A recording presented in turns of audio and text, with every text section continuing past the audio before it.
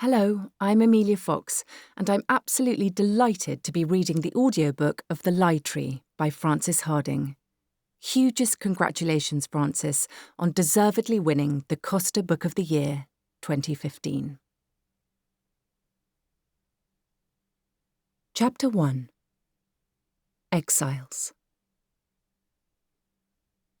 The boat moved with a nauseous, relentless rhythm, like someone chewing on a rotten tooth. The islands, just visible through the mist, also looked like teeth, Faith decided. Not fine, clean Dover teeth, but jaded, broken teeth, jutting crookedly amid the wash of the choppy grey sea. The mailboat chugged its dogged way through the waves, greasing the sky with smoke. "Osprey," said Faith through chattering teeth, and pointed. Her 6-year-old brother, Howard, twisted round, too slow to see the great bird as its pale body and dark-fringed wings vanished into the mist. Faith winced as he shifted his weight on her lap. At least he had stopped demanding his nursemaid. "Is that where we are going?" Howard squinted at the ghostly islands ahead. "Yes, How." Rain thudded against the thin wooden roof above their heads. The cold wind blew in from the deck, stinging Faith's face. In spite of the noise around her, Faith was sure that she could hear faint sounds coming from the crate on which she sat. Rasps of movement, breathy slithers of scale on scale. It pained Faith to think of her father's little Chinese snake inside, weak with the cold, coiling and uncoiling itself in panic with every tilt of the deck. Behind her, raised voices competed with the keening of the gulls and the fud, fud, fud of the boat's great paddles. Now that the rain was setting in, everybody on board was squabbling over the small sheltered area towards the stern. There was room for the passengers, but not for all of the trunks. Faith's mother, Myrtle, was doing her best to claim a large share for her family's luggage, with considerable success. Sneaking a quick glance over her shoulder, Faith saw Myrtle waving her arms like a conductor, while 2 deckhands moved the sundry trunks and crates into place. Today, Myrtle was waxen with tiredness and shrouded to the chin with shawls. But as usual, she talked through and over everybody else, warm, bland and unabashed, with a pretty woman's faith in others' helpless chivalry. "Thank you. There, right there. Well, I am heartily sorry to hear that, but it cannot be helped. On its side, if you do not mind. Well, your case looks very durable to me. I am afraid my husband's papers and projects will not endure the weather, so... The Reverend Erasmus Sunderley, the renowned naturalist. Oh, how very kind. I am so glad that you do not mind." Beyond her, round-faced Uncle Miles was napping in his seat, blithely and easily as a puppy on a rug. Faith's gaze slipped past him to the tall, silent figure beyond. Faith's father, in his black, priestly coat, his broad-brimmed hat overshadowing his high brow and hooked nose. He always filled Faith with awe. Even now he stared out towards the grey horizons with his unyielding, basilisk stare, distancing himself from the chilly downpour, the reek of bilge and coal smoke, and the ignominious arguing and jostling. Most weeks she saw more of him in the pulpit than she did in the house, so it was peculiar to look across and see him sitting there. Today she felt a prickle of pained sympathy. He was out of his element, a lion in a rain-lashed sideshow. On Myrtle's orders, Faith was sitting on the family's largest crate to stop anybody dragging it out again. Usually she managed to fade into the background, since nobody had attention to spare for a 14-year-old girl with wooden features and a mud-brown plait. Now she winced under resentful glares, seared by all the embarrassment that Myrtle never felt. Myrtle's petite figure was positioned to impede anybody else trying to insert their own luggage under cover. A tall, broad man with a knuckly nose seemed about to push past her with his trunk, but she cut him short by turning to smile. Myrtle blinked twice, and her big blue eyes widened, taking on an earnest shine as if she had only just noticed the person before her with clarity. Despite her pink-nipped nose and weary pallor, her smile still managed to be sweet and confiding. "Thank you for being so understanding," she said. There was the tiniest, tired break in her voice. It was one of Myrtle's tricks for handling men, a little coquetry she summoned as easily and reflexively as opening her fan. Every time it worked, Faith's stomach twisted. It worked now. The gentleman flushed, gave a curt bow and withdrew, but Faith could see he was still carrying his resentment with him. In fact, Faith suspected that her family had antagonized nearly everybody on the boat.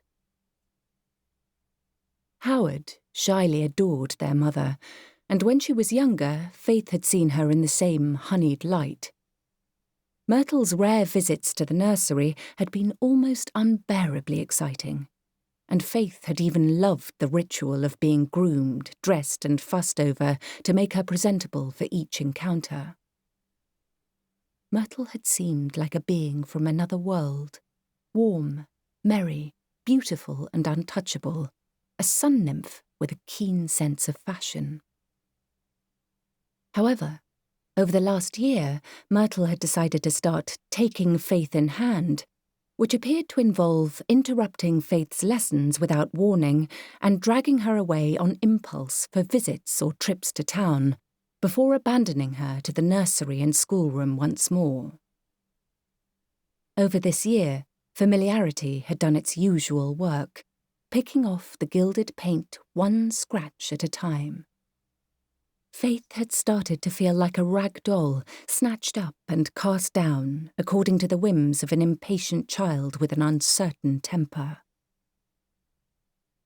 Right now, the crowds were receding. Myrtle settled herself down on a stack of 3 trunks next to Faith's crate with an air of deep self-satisfaction. "I do hope the place that Mr. Lambert has arranged for us has a decent drawing room," she remarked, "and that the servants will do. The cook simply cannot be French. I can scarcely run a household if my cook can choose to misunderstand me whenever she pleases." Myrtle's voice was not unpleasant, but it trickled on and on and on.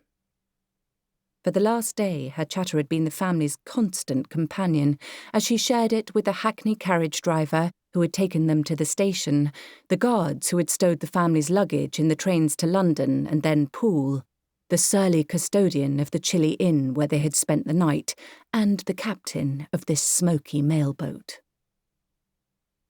"Why are we going there?" interrupted Howard. His eyes were glassy with tiredness. He was at the fork. Ahead lay either compulsive napping or helpless tantrums. "You know that, darling." Myrtle leaned across to stroke wet hair out of Howard's eyes with a careful, gloved finger. "There are some very important caves on that island over there, where gentlemen have been discovering dozens of clever fossils. Nobody knows more about fossils than your father, so they asked him to come and look at them." "But why did we come?" Howard persisted. "He did not take us to China, or India, or Africa, or Mongolia." The last was his best attempt at Mongolia. It was a good question, and one that a lot of people were probably asking. Yesterday, a flurry of cards carrying excuses and last-minute cancellations would have turned up in households all over the Sunderleys' home parish like apologetic rectangular snowflakes. By today, word of the family's unscheduled departure would be spreading like wildfire. In truth, Faith herself would have liked to know the answer to Howard's question. "Oh, we could never have gone to those places," Myrtle declared vaguely. "Snakes and fevers and people who eat dogs. This is different. It will be a little holiday." "Did we have to go because of the beetle man?" asked Howard, screwing up his face in concentration. The Reverend, who had shown no sign of listening to the conversation, suddenly drew in his breath through his nose and let it out in a disapproving hiss. He rose to his feet. "The rain is easing, and this saloon is too crowded," he declared, and strode out onto the deck. Myrtle winced and looked over at Uncle Miles, who was rubbing the sleep from his eyes. "Perhaps I should, take a little constitutional as well." Uncle Miles glanced at his sister with a small, wry lift of the eyebrows. He smoothed down his moustache at the corners of his smile, then followed his brother-in-law out of the saloon. "Where did Father go?" asked Howard in piercing tones, craning his neck round to peer out towards the deck. "Can I go too? Can I have my gun?" Myrtle closed her eyes briefly and let her lips flutter in what looked like a small, exasperated prayer for patience. She opened her eyes again and smiled at Faith. "Oh, Faith, what a rock you are." It was the smile she always gave Faith, fond but with a hint of weary acceptance. "You may not be the liveliest company, but at least you never ask questions." Faith managed a flat, chilled smile. She knew who Howard meant by the beetle man and suspected that his question had been dangerously close to the mark. For the last month, the family had been living in a frozen fog of the unsaid. Looks, whispers, subtle changes in manner and gently withdrawn contact. Faith had noticed the alteration, but had been unable to guess the reason for it. And then, one Sunday while the family were walking back from church, a man in a brown Homburg hat had approached to introduce himself, with much bobbing and bowing and a smile that never reached his eyes. He had written a paper on beetles, and would the respected Reverend Erasmus Sunderley consider writing a foreword? The respected Reverend would not consider it, and became ever more coldly irate at the visitor's persistence. The stranger was scraping an acquaintance, in breach of all good manners, and at last the Reverend flatly told him so. The beetle enthusiast's smile had drooped into something less pleasant. Faith still remembered the quiet venom of his reply. "Forgive me for imagining that your civility would be the equal of your intellect. The way rumour is spreading, Reverend, I would have thought that you would be glad to find a fellow man of science who is still willing to shake you by the hand." Remembering those words, Faith's blood ran cold again. She had never dreamed that she would see her father insulted to his face. Worse still, the Reverend had turned away from the stranger in furious silence without demanding an explanation. The chill haze of Faith's suspicions began to crystallize. There were rumours abroad, and her father knew what they were, even if she did not. Myrtle was wrong. Faith was full of questions, coiling and writhing like the snake in the crate. "Oh, but I cannot. I must not give way to that." In Faith's mind it was always that. She never gave it another name, for fear of yielding it yet more power over her. That was an addiction, she knew that much. That was something she was always giving up, except that she never did. That was the very opposite of Faith as the world knew her. Faith, the good girl, the rock, reliable, dull, trustworthy Faith. It was the unexpected opportunities that she found hardest to resist. An unattended envelope with a letter peeping out, clean and tantalizing. An unlocked door, a careless conversation, unheeding of eavesdroppers. There was a hunger in her, and girls were not supposed to be hungry. They were supposed to nibble sparingly when at table, and their minds were supposed to be satisfied with a slim diet too. A few stale lessons from tired governesses, dull walks, unthinking pastimes. But it was not enough. All knowledge, any knowledge, called to Faith, and there was a delicious, poisonous pleasure in stealing it unseen. Right now, however, her curiosity had a focus and an urgent edge. At that very moment, her father and Uncle Miles might be talking about the Beetle Man and the reasons for the family's sudden exodus. "Mother, may I walk on the deck a little while?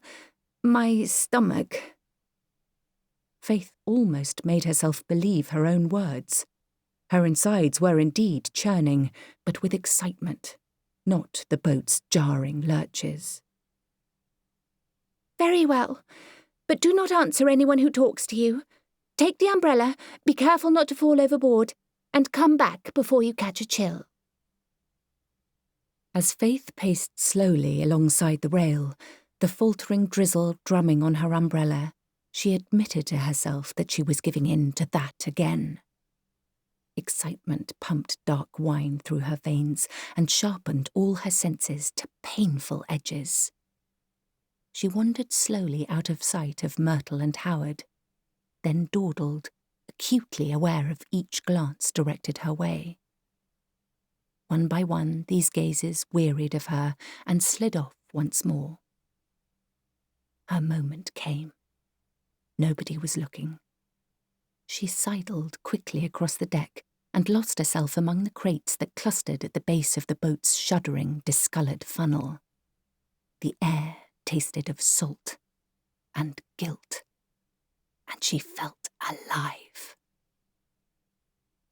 She slipped from one hiding place to another, keeping her skirts gathered close so that they did not flare in the wind and betray her location. Her broad, square feet, so clumsy when anybody tried to fit them for fashionable shoes, settled silently on the boards with practised deftness. Between two crates, she found a hiding place from which she could see her father and uncle a mere 3 yards away. Seeing her father without being seen felt like a special sacrilege. "To flee my own home!" exclaimed the Reverend. "It smacks of cowardice, Miles. I should never have let you persuade me to leave Kent.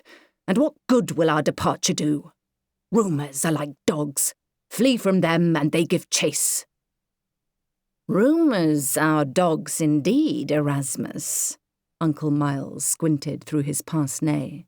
"And they hunt in packs and on sight. You needed to leave society for a while. Now that you are gone, they will find something else to chase." "By creeping away under the cover of darkness, Miles, I have fed these dogs. My departure will be used in evidence against me." "Perhaps it will, Erasmus," answered Uncle Miles with unusual seriousness. "But would you rather be judged here on a remote island by a couple of sheep farmers, or in England among persons of consequence? The Vane Island excavation was the best excuse I could find for your departure, and I remain glad that you chose to accept my arguments. Yesterday morning, that article in the Intelligencer was read out at breakfast tables all over the country. If you had stayed, you would have forced your entire circle to decide whether they would support or snub you.